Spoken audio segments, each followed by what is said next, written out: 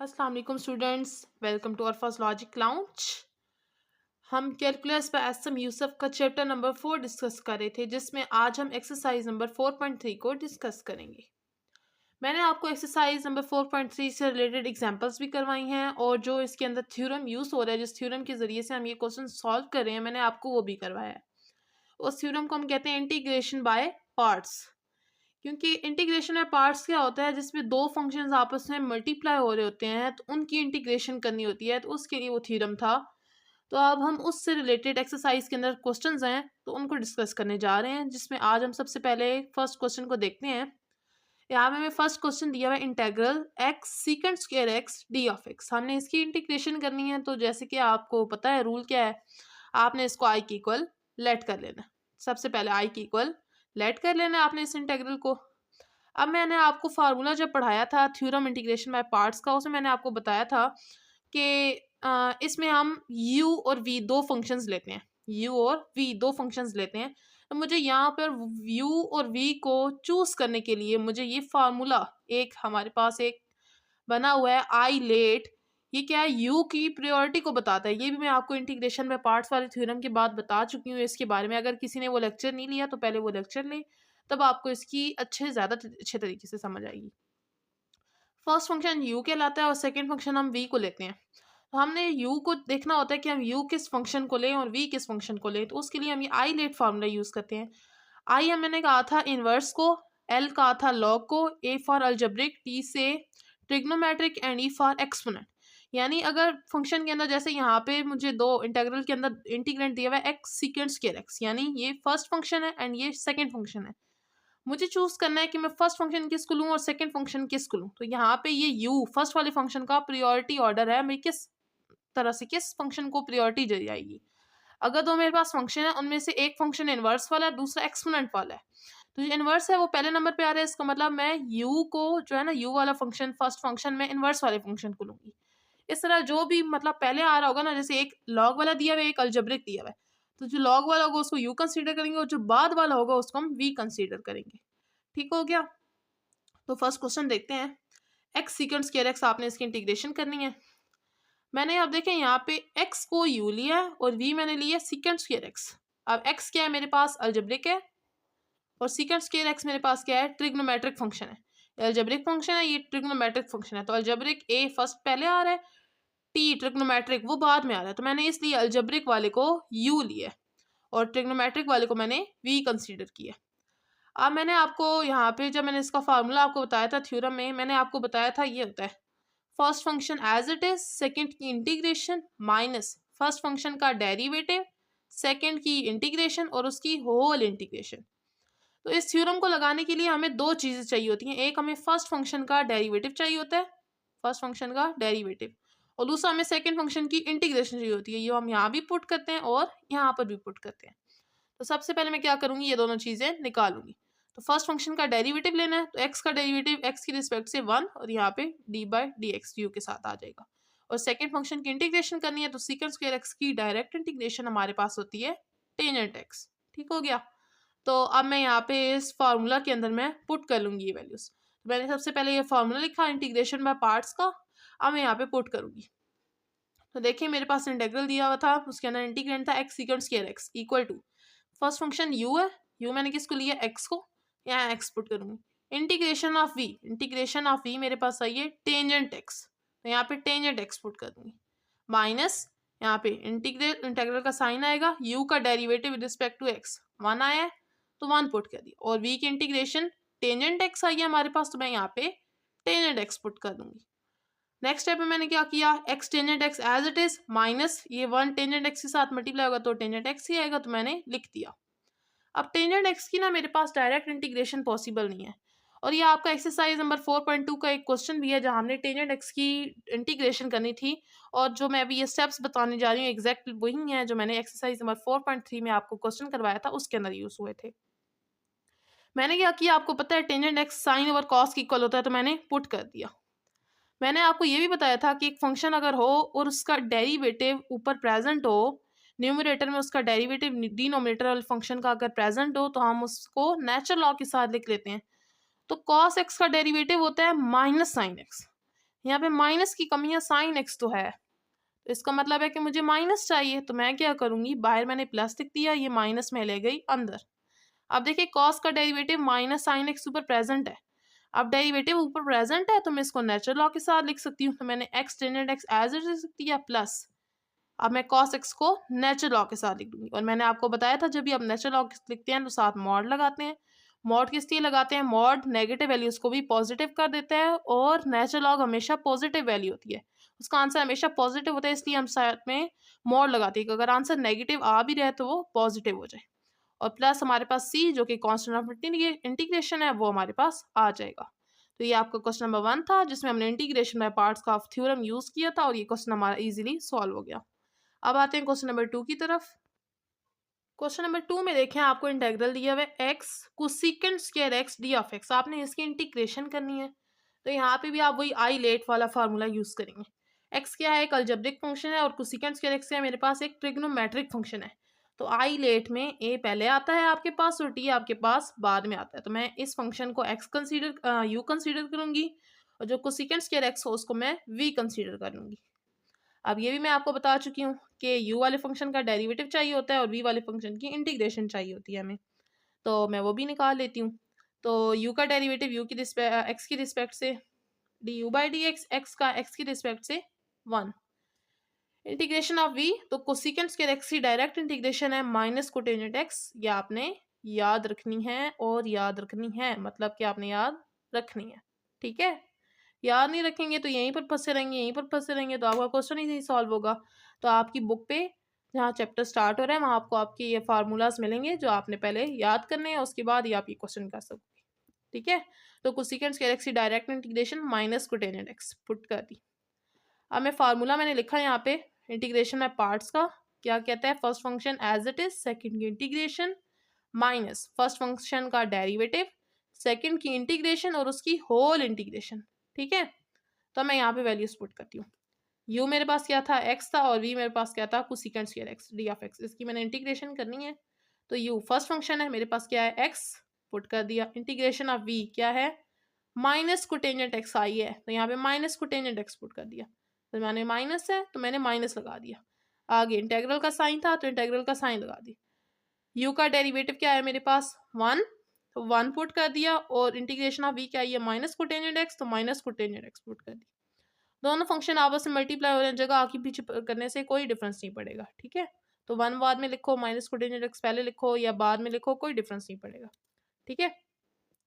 Next step में मैंने क्या किया, ये माइनस इस साथ मल्टीप्लाई हो गया, ये आ गया माइनस और साथ में एक्स कोटेंजेंट एक्स, और ये माइनस माइनस आपके पास क्या हो जाएंगे प्लस, और कोटेंजेंट एक्स की ये कोटेंजेंट एक्स रह गया ना, 1 से मल्टीप्लाई हो गया तो कोटेंजेंट एक्स रह गया।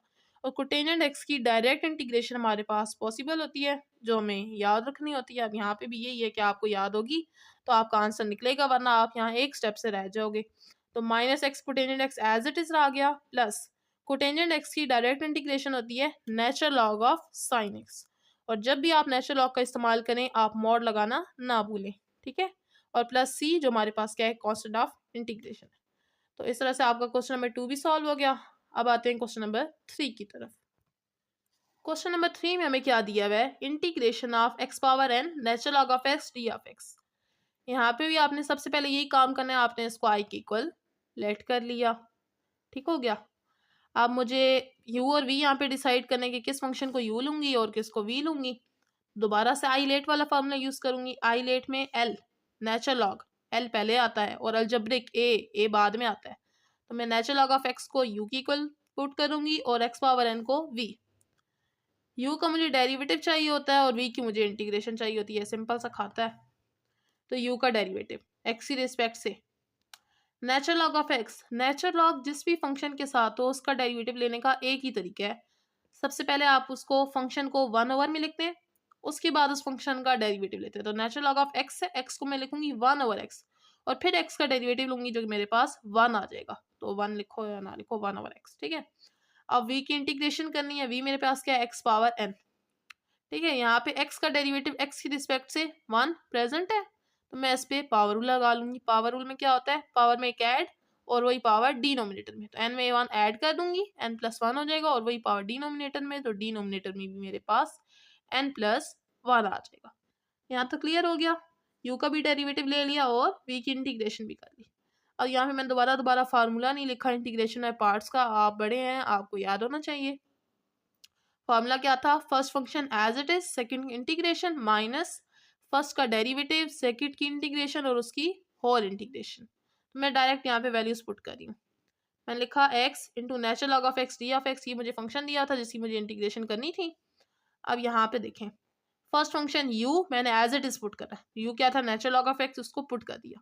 सेकंड फंक्शन की इंटीग्रेशन यानी v की इंटीग्रेशन ये आई थी हमारे पास, x power n+1 over n+1, तो वो मैंने यहाँ पर पुट कर दी।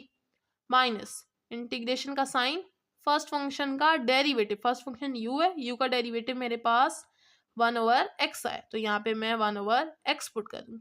साथ में v की इंटीग्रेशन, वो ये x power n+1 over n+1, तो मैंने वो पुट कर दी। ठीक हो गया।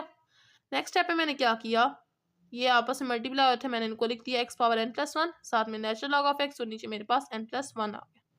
यहाँ पे मैंने एक स्टेप डायरेक्ट किया हुआ है, आप जरा ध्यान से दिखेगा, आपको समझ आ जाएगी। यहाँ पे देखें n+1 कांस्टेंट टर्म है, मैंने उसको बाहर ले लिया, इंटेग्रल से बाहर 1/n+1 बाहर आ गया। अंदर क्या बचा? x power n+1 over x। Basis same हो तो पावर ऐड हो जाती है, तो यहाँ पे मेरे पास अंदर रह गया था इंटेग्रल में x पावर n+1 और नीचे रह गया था x। देखिए नीचे भी x पावर 1 है और ऊपर देखिए बेसिस सेम है x तो पावर ऐड हो जाएंगी, ये पावर 1 है, ऊपर जाके -1 हो जाएगी, तो +1 और -1 कैंसिल हो जाएंगे, तो इंटीग्रेशन किसकी करनी होगी हमें? x पावर n की। ठीक है, तो 1/n+1 तो बाय ले गए थे, और x पावर n की जब इंटीग्रेशन करूंगी तो बारह वही आ गई है, तो उसकी इंटीग्रेशन क्या होती है? x power n+1 over n+1, तो वो मैंने यहाँ पर पुट कर दिया। आप चाहें तो यहाँ पर एक स्टेप और कर सकते हैं, जिसमें आप इसको यहाँ तक लिख के 1/n+1 बाय लिखेंगे और अंदर आपके पास ये चीज़ बच जाएगी। फिर नेक्स्ट स्टेप में आपके पास x पावर n अंदर बचेगा, उससे नेक्स्ट स्टेप में आप इसकी इंटीग्रेशन कर दोगे। दोबारा मैंने इसको अरेंज करके लिख लिया, x पावर n+1 साथ natural log of x over n+1 minus, ये देखिए n+1 डिनोमिनेटर में 2 दफ़ा है, तो 2 दफ़ा है तो मैंने एक ही दफ़ा लिख के ऊपर स्केल लगा लिया, और साथ में x पावर n+1 है वो लिख लिया, और साथ में c कॉस्ट ऑफ इंटीग्रेशन। तो ये आपका क्वेश्चन नंबर 3 था, जिसमें एक स्टेप थोड़ा सा डायरेक्ट हुआ था, जो मैंने आपको साइड पे समझा भी दिया है, और अगर आप चाहें तो इसको इस तरह से लिख भी लें। अब हम क्वेश्चन नंबर 4 की तरफ जा रहे हैं, तो चलते हैं क्वेश्चन नंबर 4 की तरफ। क्वेश्चन नंबर 4 में आपको कह रहे हैं integral x square tangent inverse of x d of x, इसकी इंटीग्रेशन करनी है। तो यहाँ पे भी दो फंक्शन है, आपस में मल्टीप्लाई हो रहे हैं, तो यहाँ पे भी इंटीग्रेशन में पार्ट्स ही यूज़ करेंगे। यहाँ पे मैंने क्या किया, सबसे पहले इसको आई की इक्वल लेट कर लिया। अब यहाँ पे मुझे यू और वी लेना है, तो मैंने आपको आई लेट फार्मूला बताया था। आई लेट, आई का मतलब इन्वर्स होता है, इन्वर्स, ये मेरे पास इन्वर्स फंक्शन दिया है, इसका मतलब मैं इसको यू ले लूँगी, और ये एक्स स्क्वायर ये अलजब्रिक है, ए बाद में आ रहा है, तो इन्वर्स वाले को यू कंसीडर करूँगी और अलजब्रिक को वी कंसीडर करूँगी। तो मैंने यू ले लिया टेंजेंट इन्वर्स ऑफ एक्स, और वी ले लिया एक्स का स्क्वायर। अब मुझे यू का तो डेरिवेटिव चाहिए और वी की चाहिए इंटीग्रेशन। तो यू का डेरिवेटिव, टेंजेंट इनवर्स का डेरिवेटिव होता है 1/1 + x²। ये भी अब याद रखने वाली बात है, और ये आपके डेरिवेटिव वाले चैप्टर में आपकी फार्मूलाज गिवन है, वहाँ से आप इसको याद करोगे। ठीक है, तो फार्मूलाज आपने लाजमी याद कर लेने। दूसरा है x², इसकी आपने इंटीग्रेशन करनी है, तो x का डेरिवेटिव x की रिस्पेक्ट से 1 प्रेजेंट है, तो पावर हो गया, पावर क्या? पावर एक ऐड, और वही चीज़ डिनोमिनेटर में, तो 2 में 1 ऐड करेंगे पावर 3 हो जाएगी, और 3 हमारे पास डिनोमिनेटर में भी आ जाएगा। तो यहाँ पे आपका u का डेरिवेटिव भी निकल आया और v की इंटीग्रेशन भी हो गई। तो अब मैं यहाँ पे इंटीग्रेशन में पार्ट्स का फार्मूला लिखती हूँ, क्योंकि मैंने वो यूज़ करना है। वो क्या कहता है? First function as it is, second की इंटीग्रेशन माइनस फर्स्ट का डेरिवेटिव, सेकंड की इंटीग्रेशन और उसकी होल इंटीग्रेशन।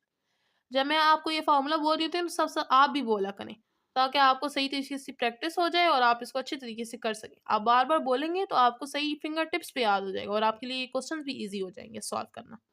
ठीक है, तो ये फार्मूला है। अब मैं यहाँ पे ये फार्मूला अप्लाई करने वाली हूँ, इसमें वैल्यूज पुट करूंगी। यू पहले है, ठीक है, तो पहले तो इधर मैंने यू और वी दोनों वैल्यूज लिख ली, इंटेग्रल लगा लिया। ठीक है, इक्वल डाल के यू की value tangent inverse of x put कर दी।